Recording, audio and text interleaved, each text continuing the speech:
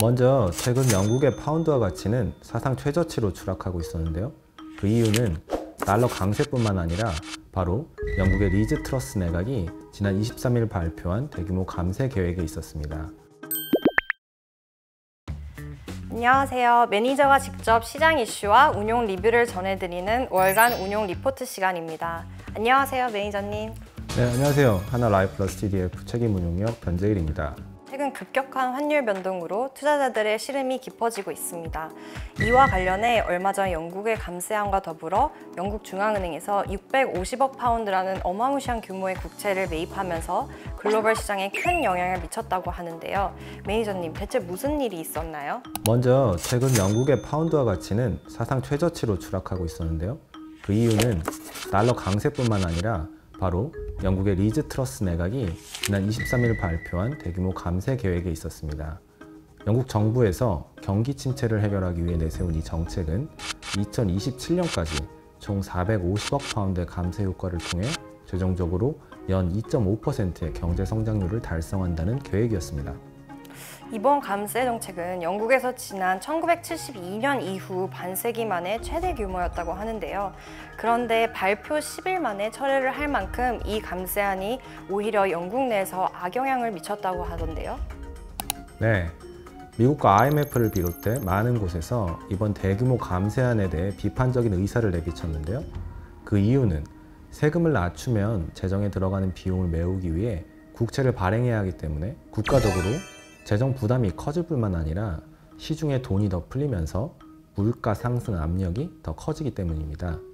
실제로 감세 계획 발표 이후 파운드화가 사상 최저치인 1.03달러를 기록하고 영국 국채 금리가 2거래일 만에 1%포인트 넘게 급등했습니다. 이 때문에 연기금이 지급 불능 상태에 빠질 우려가 제기되자 심각한 가격 조정을 잠재우기 위해 영국의 중앙은행인 BOE가 시장 개입 의사를 밝히면서 약 650억 파운드 규모의 국채를 매입하는 계획을 발표했습니다. 650억 파운드면 하나로 대략 101조 원 정도 되는데 글로벌 금융시장에도 많은 영향을 미쳤을 것 같아요, 매니저님.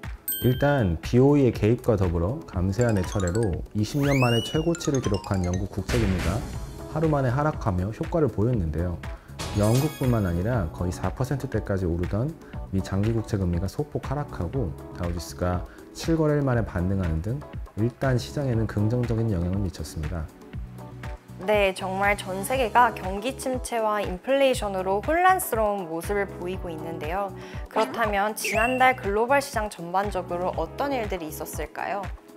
지난달 시장은 줄국 중앙은행들이 지속적인 긴축 의지를 보인 것이 큰 영향을 미쳤습니다.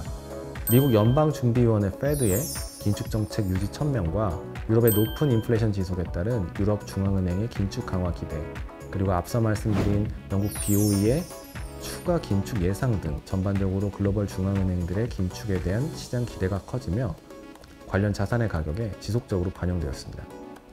채권 금리는 추가적인 긴축 기대가 반영되며 장단기물 전반적으로 큰 폭 상승하였고 크레딧 스프레드는 경기 침체 우려로 확대되었습니다.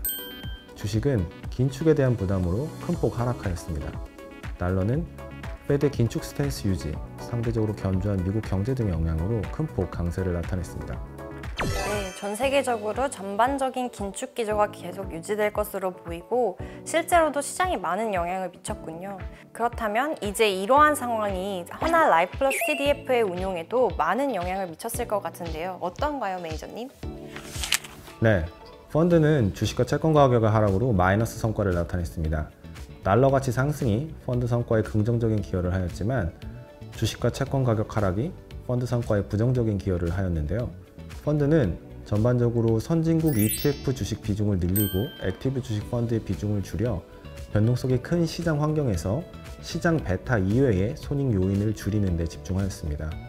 또한 경기 침체 가능성이 지속적으로 커지고 있음을 고려해 크레딧 채권의 비중을 상대적으로 줄여서 포트폴리오를 구축하고 유지하고 있습니다.